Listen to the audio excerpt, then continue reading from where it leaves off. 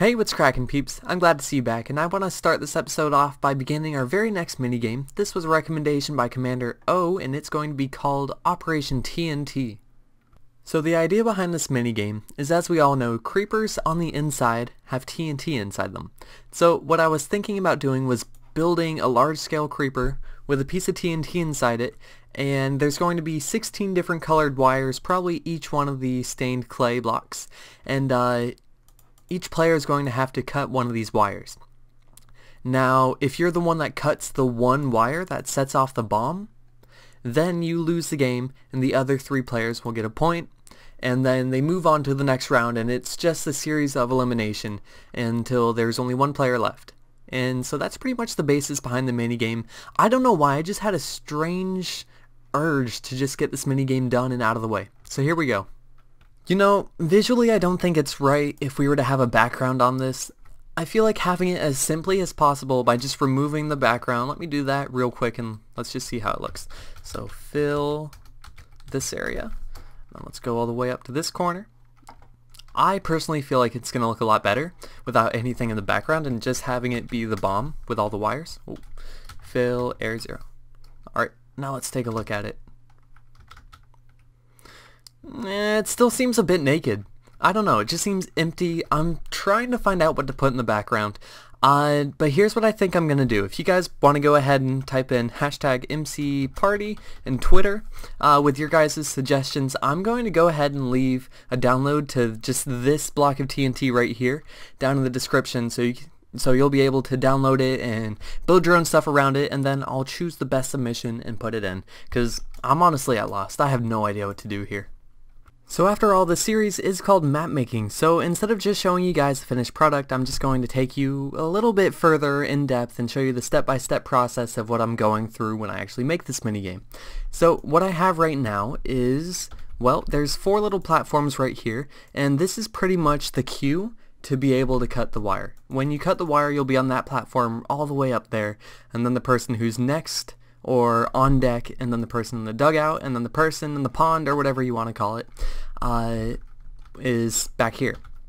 But so basically, once that person up there cuts the wire, we're all then shifted forward like this, then again, and then once it's my turn to actually then cut the wire, you see when I look at these wires, the quartz block is being replaced with an ice block. And so that's just a visual representation of, hey, you're hovering over this item, and then what I'm planning on doing is when I then right click, we will then be able to cut the wire. If that's the wire that's going to explode the block of TNT, then you're kicked out of the game. You'll probably be sent like somewhere up there. I don't know. But if it's not the wire, then everybody will rotate again just like that, and I'm sent to the back. And yep. Alright, so as you guys can see, we replaced the 16 wires with 8 wires just because I wanted the games to be a lot faster paced, and I wanted the stress levels and what's at stake to be much higher when you do choose a wire. So if there were 16 wires, you could just freely choose whichever wire you want and you wouldn't really have to think about it. But with 8, you really have to put more thought into it. It stresses you out a lot more depending upon which wire you choose. So yeah, I just really wanted that extra factor to the game.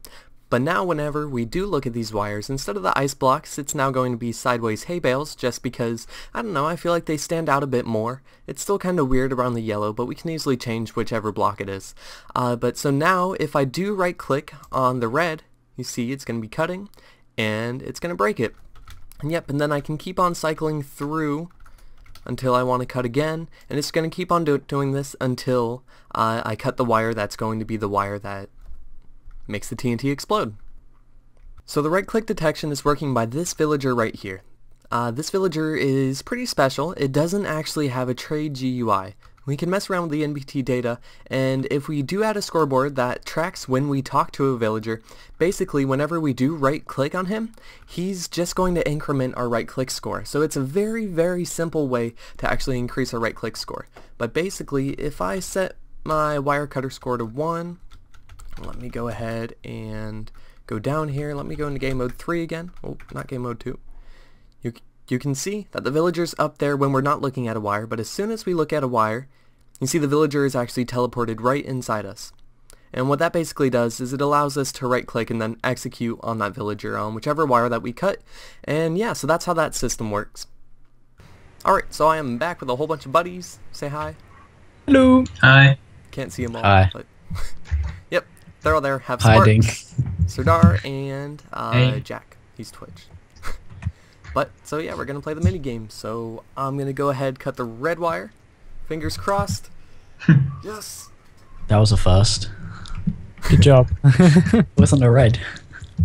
I'm gonna go with that one. Should play Russian roulette where it chooses a random on Yes. four. Yeah, it's kind of like Russian roulette a little Let's bit. go with yellow. Oh, wreck. Twice in a row. I don't want to go near red because I lost red's been to, first 2 times. Yellow last time too. Actually, wait, I'm gonna use Sparks tactic. Go for the one which just exploded. I'm just going to keep on going with red. Oh, you noticed that tactic, huh? Yeah.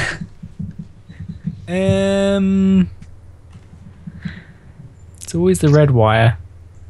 No, the red wire's gone. I know. That's what I'm saying. Black. Red This is gonna go wire's wrong. good. Oh. Yeah. I'm still gonna win this. I'm going with white. There's 3 of us left, so if me and Sparks get successful, Octagon. Oh god. Yes! Ooh. Oh. I can't Me too, you lose! get this, I'm out. Choose the orange one. I'm gonna trust you. Oh No, my. we're Octavigon, so. It's Going you and red me, again. Oki. You're going down. You got the red one. I got them dev hacks. What's the floating villager?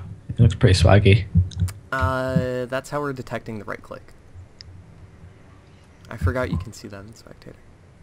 Yeah, just a ghost villager. I have to win this. Yellow, come on. Oh man. I'm running out of wires. Sparks gonna lose now. Oh, Yes! Oh no! And He always wins in his videos. Oh. I'm telling you, it's those dev hacks. Octavigon. I think you were cheating there. Oh, there's a few command blocks behind it. That's how it all works. Oh no. That's how he cheats. So- oh, you just updated my game mode. Thank you. when we Host. when we download the resource Yeah. pack, he downloads his custom resource pack to like see what wire it's gonna be. Yeah, it's got Nope. barrier blocks in front of the one that's being chosen, but he's oh no, you can't retexture barrier blocks. Never mind. Yeah. Well, that's pretty much the mini game. All right. That's pretty cool. I like it. Yeah. Thank you. All right. Thanks, guys. Okay, guys, so this has been a lot more of a painful experience than I anticipated, but it's finally done, and it feels like a lot of weight's been lifted off my shoulders, but let's just go ahead and go through it. So the character selection, we step in here, it's going to tell us to please select an entity. We can scroll left and right. Let's say I want to be... what do I want to be? Let's say I want to be a baby zombie. So we go ahead, confirm, please select a head. We can scroll left and right. We have a whole bunch of new heads. Let me just scroll through them all. But this is what we have. And yep, and that's it. We have 25 heads, I believe, and 25 entities. So let's say I want to be Doge, the baby zombie. I can hit confirm, and then it's going to tell us to please select a particle. So I can scroll left and right, look at all the different particles, choose whichever one is most satisfying. Let's say I want to do, oh, I don't know. Yeah, let's do the villager, happy villager. Just hit confirm, and then it's going to say character saved. And yep, it's that simple. And then if I ever want to change my character again, I just have to step in here, and then I can go ahead and restart the process. So while I was hard at work on the entity selection, Sar and Spider were working on how the entities are actually going to move from spot to spot and determining that. And since they pretty much did the whole system, I'm going to allow them to explain it. Well, Spider's not here, so here's Serdar. Yeah, okay, so I think we need to show how it works first. So there's a scoreboard called Move To, which simulates the dice. So let's say we rolled 3. Now the player is gonna move 3 blocks, 3 spots actually. 1, 2, So- 3. Yeah, 1, 2, 3. And if the player rolls even more, like 40, then we get to an intersection point where the game asks you to move it in a certain direction. For this time, I'm gonna choose south, and yeah. And we'll get rid of those scoreboard titles later. Oh, yeah, of course. And it can also climb ladders. It can jump through blocks and do many things. Okay, let's go west.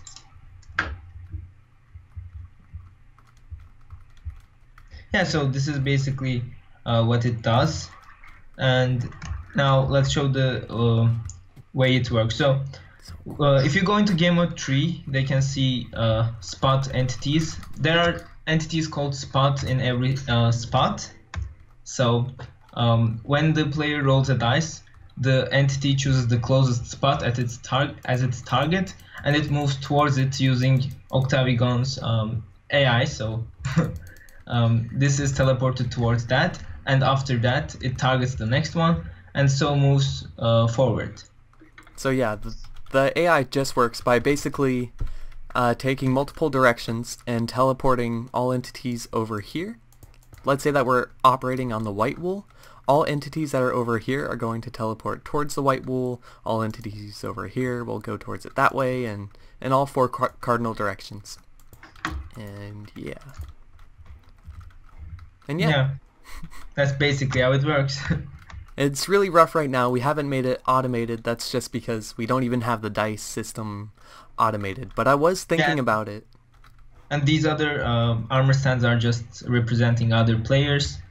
There's so much work to do still. We have to make entities jump above each other and stuff. Mm-hmm. Yeah. We need to settle out how multiple entities are going to land on the same spot and how they're going to work around each other, but the system's promising right now. We just have a whole bunch of mini games to make, and core mechanics are almost done. So yeah. Alright, thanks, R. Yeah, no problem. I kind of feel bad, but I've been neglecting Spawn a lot recently. I haven't worked on it the past couple of episodes. I started off strong and then just cut off on the deep end. So I think I'm going to finish up the blue tent, which is the minigames tent. I'm going to try to create some ways to put all the minigames inside there. So any players that actually do download this world with 4 players can just go ahead and pick whichever minigame they want to play whenever they want. And then I'll try to fix up some other things at Spawn, just finalizing it more, and I'm going to time-lapse this. So let's see where we go. 3, 2, 1. I'll try not to make the music as loud this time too. Okay, 3, 2, 1. Let's go.